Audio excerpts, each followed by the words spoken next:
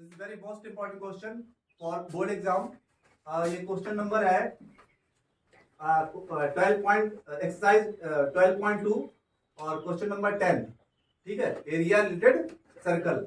इसमें क्या कह रहा है, an umbrella has 8 rib. Rib समझते हो क्या होती है?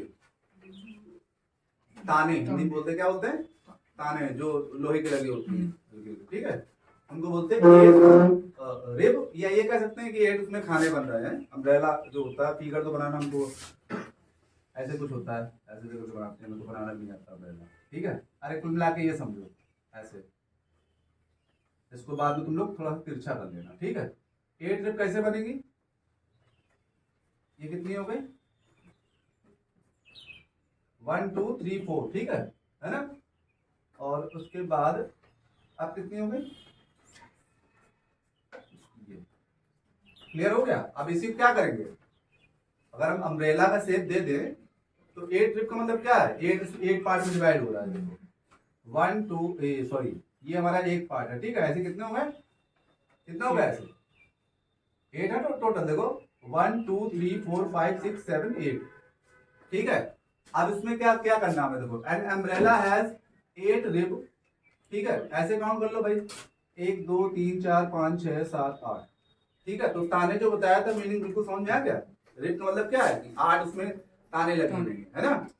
तो 8 rib are equally spaced assuming umbrella to be a flat. देखो उसने खुद ही कह दिया है कि अम्ब्रेला को आपको अम्ब्रेला के शेप में नहीं है। क्वेश्चन जब सॉल्व करोगे तो क्या कहा उसने कि आप उसको फ्लैट मान लो। तो फ्लैट, अगर अम्ब्रेला को फ्लैट करते तो ये फिगर आएगा नहीं आएगा? अम्ब्रेला को क्या करते हैं? फ्लैट करते। जो ताने उसकी झुकी हुई होती है उसको सीधा कर दो आप, तो बिल्कुल यही शेप ले लेगा वो। आया समझ में?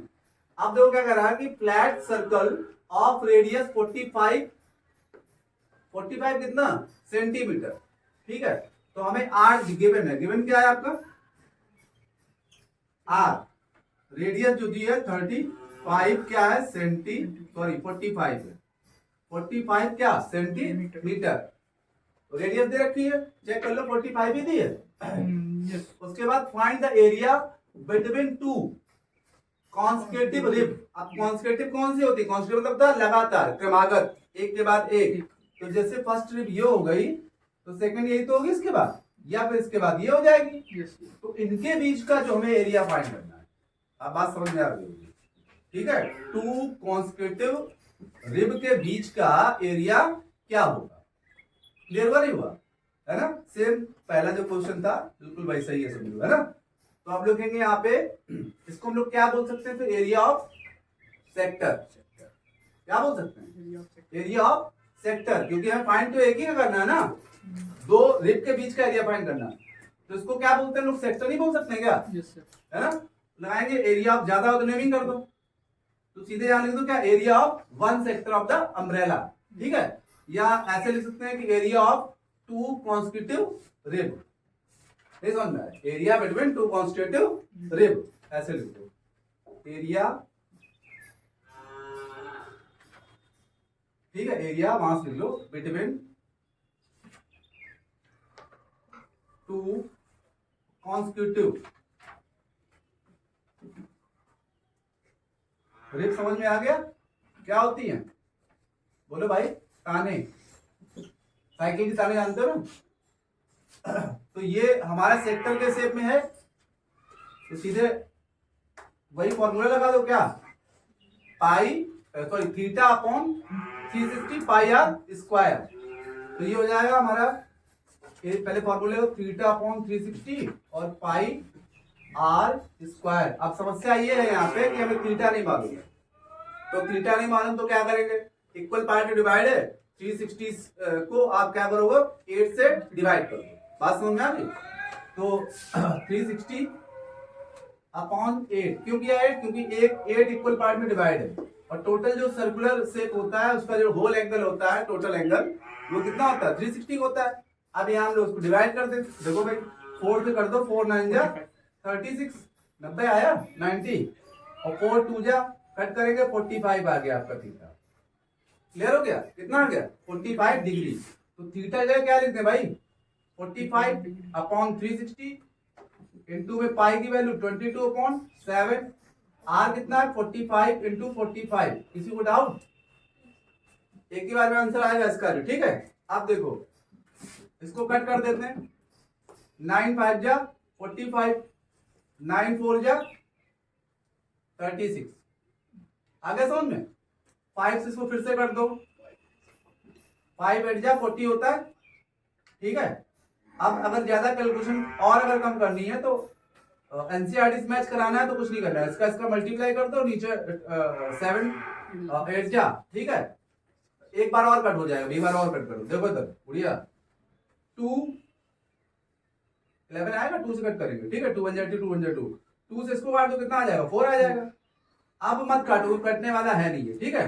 तो अब सबसे पहले बचा है मेरे पास, वो नोट डाउन कर लो, देखो इधर 45 इंटू 45 इंटू 11 अपॉन में क्या आया 4, ये वाला इंटू 7 इंटू 7, 45 45 शॉर्ट ट्रिक देखो, 45 45 का मल्टीप्लाई करना है। शॉर्ट ट्रिक क्या होती है, 5 को 5 में मल्टीप्लाई कर देंगे, कितना आ जाएगा 5 5 जो 25, पूरा रख दो ऐसे ही, ठीक है। उसके बाद फिर क्या है 4 है, तो 4 का एक और इंक्रीज कर देते हैं, ठीक है। तो एक बढ़ा देते हैं उसमें, तो 5 4 क्या हो जाएगा 20, डायरेक्ट इनका मल्टीप्लाई हो गया, किसका 45 और 45 का डायरेक्ट मल्टीप्लाई हो गया। अब बचा मेरे पास 11 को ऐसे ही लिख देते हैं, और फिर यहाँ पे हो जाएगा 28, कटेगा तो आया नहीं, सीधे यहाँ पे मल्टीप्लाई कर देते हैं, ठीक है। 11 5 जा 55, ठीक है। 11 2 जा 22 27 ना, डायरेक्ट लिख देते हैं पूरा भाई, क्योंकि लास्ट में 0 है फिर उसके बाद, ठीक है। 27 और 11 2 जा कितना आया 22।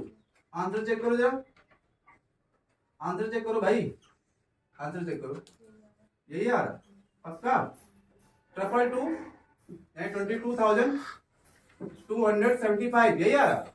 अब ये एरिया है, किसमें हो जाएगा ये सेंटीमीटर स्क्वायर में, ये लो निकल आया, तब तो नहीं लगा। Hello students, welcome back to my YouTube channel magic math. ये क्वेश्चन हमारा है area related to circle, exercise 12.2 NCERT.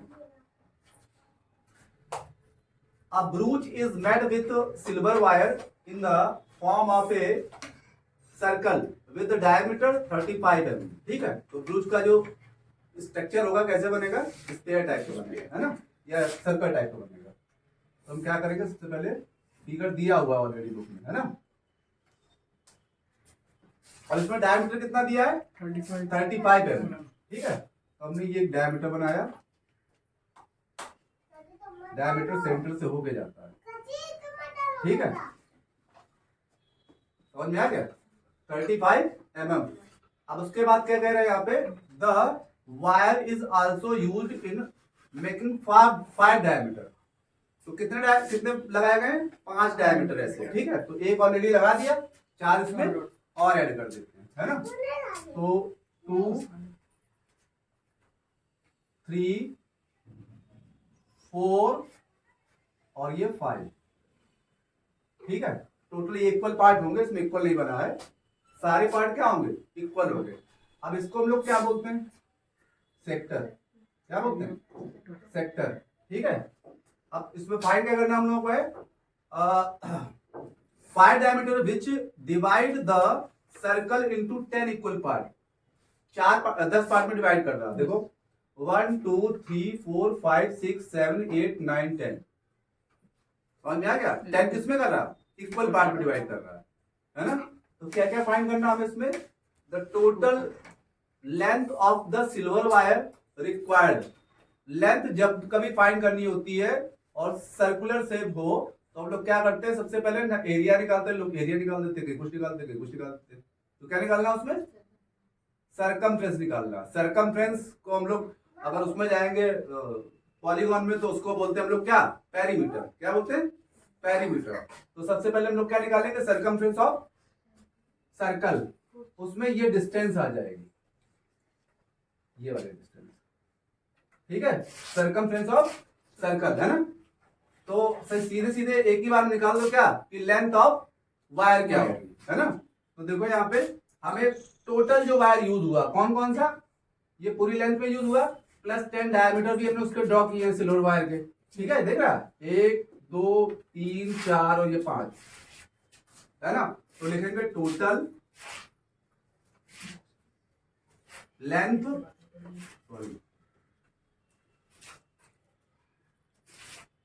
Of wire, है ना। अब देखो आर हमें दिया हुआ है, कितना दिया है, डायमीटर दिया 35, तो आर कितना हो जाएगा 35.2। डायमीटर कितना दिया है 35, तो आर कितना हो जाएगा 35/2।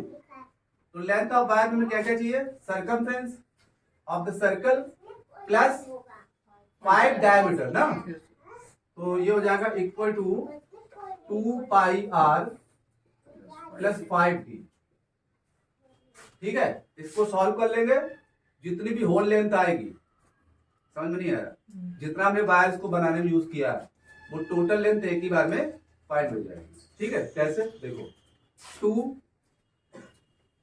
पाई की वैल्यू 22/7, आर कितना है 35/2 और प्लस 5 इंटू डी, तो डी कितना हो गया है, हाँ 35 ना, डी, ठीक है 35। अब कट कर दो, 7 5 जा 35, 2 से 2 कैंसिल हो गया, ठीक है। 22 5 जा 110, ठीक है। तो यहाँ पे 110 प्लस 35 5 कितना हो जाएगा 175, है ना, 175, ठीक है। दोनों को ऐड करें कितना आ जाएगा 285, किसमें, एमएम में। ये आपका एक आंसर फाइंड हो गया, ठीक है। टोटल लेंथ ऑफ वायर क्या है, टोटल लेंथ ऑफ वायर, समझ में आ गया। फाइंड करने में कुछ प्रॉब्लम हुई नहीं हुई ना। अब सेकंड हमको निकालना है क्या, the area of each sector of the ब्रूच। तो सेक्टर का मतलब क्या, ईच सेक्टर मतलब एक आपको सेक्टर बताना है, एक सेक्टर कितना एरिया, एक सेक्टर का जो एरिया है वो क्या है, ठीक है। तो सबसे पहले क्या, टोटल सर्कल का जो एरिया है वो इक्वल टू 10 सेक्टर इक्वल होगा ना, नहीं होगा। जो टोटल एरिया है होल सर्कल का वो किसके इक्वल है, 10 सेक्टर के इक्वल है। तो हम पूरे सर्कल के एरिया को क्या करें, 10 से डिवाइड कर दें, नहीं समझ में, उससे क्या हो गया, हमें एक सेक्टर का एंगल फाइंड हो जाएगा। क्या हो जाएगा, एंगल, क्योंकि हमें सेक्टर का जो एरिया फाइंड करने के लिए फॉर्मूला क्या होता है, θ/360 और पाई आर स्क्वायर, यही तो चाहिए होता है। तो सबसे पहले ये सॉल्व हो गया, इसको रेस कर दें, ठीक है। तुम लोग निकाल लिया, क्यों भाई, आप देखो, आप लोग निकालना है एरिया ऑफ ईच सेक्टर, ठीक है। सेकंड जो है हमारा area of each sector equal to क्या हो जाएगा, पाई आर स्क्वायर, नहीं एरिया ऑफ सेक्टर कह रहे हैं, तो θ/360 pi r square, θ/360 pi r square. तो थीटा तो आपको मालूम नहीं है, एक सेक्टर का थीटा मालूम है, तो क्या करेंगे, अच्छा टोटल एंगल कितना होता है अगर पूछे, कितना बनेगा ये 360, तो 10 पार्ट में डिवाइड किया ना, तो एंगल फाइंड करने में क्या करेंगे, यहाँ पर 360/10 कर देंगे, तो 0 0 कैंसिल हो जाएगा। एक सेक्टर का जो एंगल आएगा वो 36 डिग्री आएगा, कितना आएगा 36 डिग्री, है ना। तो हम लोग यहाँ पे लिखेंगे θ/360 इंटू पाई आर स्क्वायर। बात समझ में आ गई, थीटा निकाल लिया आप लोगों ने 36 डिग्री, तो 36/360 और पाई की वैल्यू 22/7, आर की वैल्यू 35/2 इंटू 35/2। बात समझ में आ गई, 36 से 36 डायरेक्ट कट कर दिया, तो नीचे क्या आया 10 बचा यहाँ पे, क्यों भाई कितना बचा 10 बचा, यहाँ लिख देते हैं 10, और 7 5 जा 35। बात समझ में आ गई, 7 5 जा 35, और इस 5 से इसको कट कर देते हैं, क्यों भाई 5 2 जा 10, तो बचा क्या क्या वो बताओ 22, और क्या बचा यहाँ पे 22 के बाद 5 तो कट हो गया 35, क्यों बढ़िया, और कुछ बचा ऊपर नीचे क्या बचा 2 इंटू 2 इंटू 2। क्लियर हुआ? और तो कुछ है नहीं नीचे, तो 2 इंटू 2 इंटू क्या हो जाएगा?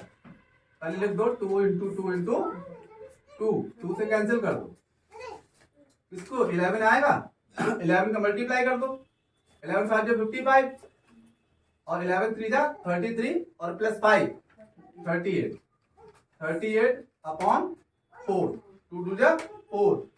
एरिया है किसका? एक सेक्टर का। आपको ये जो साइडेड रीजन है इसका एरिया मालूम हो गया। ठीक है, समझ आ गया? सेट के किसमें आएगा ये? mm square, mm square. ठीक है।